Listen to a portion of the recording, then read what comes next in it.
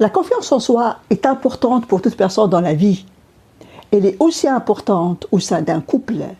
Restez avec moi, on va voir comment la conserver au sein d'un couple et quels sont les risques de ne pas l'avoir. Je m'appelle Badia Gouchgali, coach en développement personnel. Abonnez-vous à ma page Facebook Développement personnel Action et à ma chaîne YouTube Badia Gouchgali. Nous avons beaucoup de choses à apprendre et ça ne fait que commencer. Oui, effectivement, la confiance en soi est importante pour toute personne dans la vie, pour réaliser ses objectifs, ses rêves, tout ce qu'elle désire. Mais elle est aussi importante au sein d'un couple. Et la personne qui manque de confiance en elle-même, il faut absolument qu'il travaille sa confiance avant de s'embarquer dans un couple, parce que c'est une condition importante pour son bonheur et son bien-être et son épanouissement dans son couple. Et bien sûr, la personne qui a déjà commencé son cheminement de travail de sa confiance en elle-même, il est très recommandé d'en parler à sa conjointe ou bien son conjoint pour avoir une communication transparente, pour ne pas laisser l'autre devant l'interrogation, devant tel ou tel comportement. La personne va pouvoir ainsi comprendre pourquoi vous vous comportez ou bien vous allez vous comporter de telle façon. Donc il va être mis en situation, il va y avoir vraiment une transparence au niveau de la communication. Et bien sûr, la confiance dans une relation amoureuse, je l'ai mis sur deux conditions. Pour conserver sa confiance en soi, ça prend absolument d'avoir une relation d'égal à égal. Il faut que vous ayez une relation d'égal à égal avec votre conjoint et votre conjointe. C'est très important. Parce que si vous tombez dans le piège d'infériorité, si vous vous comparez à votre conjoint, à votre conjointe, il est plus cultivé que moi, il a plus de diplômes que moi, ou bien il a un gros salaire meilleur que le mien. Donc vous êtes tombé dans un cercle vicieux de pensées négatives qui vont vraiment vraiment affaiblir votre confiance en vous-même. Deuxième condition, ne cherchez pas la perfection dans un couple. Oui, ne cherchez pas la perfection dans un couple. Soyez tout simplement vous-même. Soyez spontané dans votre façon de vous exprimer, de vous opposer, de faire vos choix, etc. Soyez seulement vous-même. Ne cherchez pas la perfection, parce que la perfection n'existe pas. La perfection est loin d'être humaine. Donc c'est très important de ne pas chercher la perfection, à vraiment se dépasser d'une manière exagérée, à avoir des limites qui vont vraiment ne vous épuiser et vraiment vous faire passer pour une personne que vous n'êtes pas réellement, ou bien qui vont passer de quelqu'un qui fait vraiment semblant et qui n'est pas vraiment une personne authentique. Et bien sûr, la confiance dans un couple, il y a plusieurs pistes pour la conserver aussi et pour la maintenir. Parmi ces pistes-là, je vous en propose quelques-unes. La première piste, c'est le respect. Le respect, c'est primordial. Le respect, ça passe avant les sentiments. Le respect au sein d'un couple est très important. Des fois, on entend deux personnes en couple qui se parlent d'une manière impolie, vulgaire devant les autres. On trouve vraiment ça dommage et triste. Deuxième piste, c'est soyez des alliés, ou bien prenez conscience que vous êtes des alliés et pas des ennemis.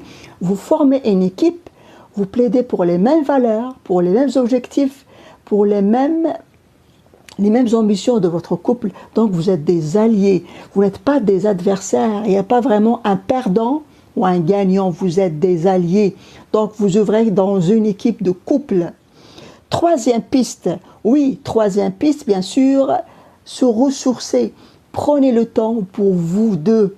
Prenez le temps. Ça peut être 15 minutes, ça peut être juste pour être vous deux, vous retrouver, vous sentez que vous êtes ensemble, vous confiez l'un à l'autre, vous racontez des petites histoires ou des petites anecdotes que vous avez vécues durant la journée ou la veille ou durant la semaine. Donc c'est très important de se ressourcer, de vous retrouver pour justement arroser votre relation et faire régner une ambiance, une énergie aussi de confiance. C'est très important aussi. Troisième piste, partagez le pouvoir. Pensez à partager le pouvoir. Ne vous accaparez pas du pouvoir dans le couple. Laissez à l'autre, à votre conjoint, à votre conjointe, de sentir qu'il a un pouvoir, qu'il a une contribution, qu'il fait quelque chose dans le couple. Donc, si la personne, vous la faites sentir comme ça, vous laissez cette marge de pouvoir, il va sentir qu'il est important pour vous et qu'il compte pour vous et qu'il vous l'estimez pour ce qu'elle est. C'est très important de partager le pouvoir pour qu'il y ait un équilibre, pour qu'il n'y ait pas vraiment une personne contrôlante, une personne soumise au sein d'un couple, ce qui va avoir vraiment des répercussions négatives sur la personne en matière de confiance en soi. Quatrième piste, et bien sûr la quatrième piste, elle va être peut-être la première au-dessus de la première sur la liste, c'est se connaître.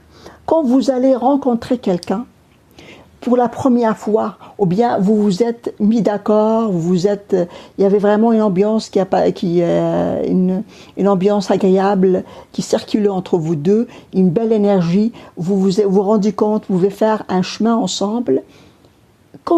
Apprenez à vous connaître. Quelles sont vos valeurs, vos priorités financières, vos objectifs. Mettez ça, jouez ça, vraiment mettez ça au clair avec votre prochain conjoint, prochaine conjointe. C'est très important de se connaître. Qu'est-ce que je veux dans un couple? Qu'est-ce que je veux? Comme ça, je me connais, parce que se connaître au niveau de la confiance en soi, c'est très important. Si je ne me connais pas, je ne peux pas savoir où je vais, qu'est-ce que je vais faire et avec qui je pourrais le faire. Et bien sûr, c'est très important quand je dis se connaître, vous pouvez à la limite, si vous n'avez pas d'inspiration, vous pouvez prendre un bout de papier et quand vous serez seul, écrire ce que vous voulez dans un couple. Vous allez vraiment avoir toutes les possibilités, prenez le temps de bien noter tout ce que vous voulez avoir. Et bien sûr, c'est ça les pistes que je viens de vous révéler, de vous conseiller pour conserver la confiance en soi au sein d'un couple.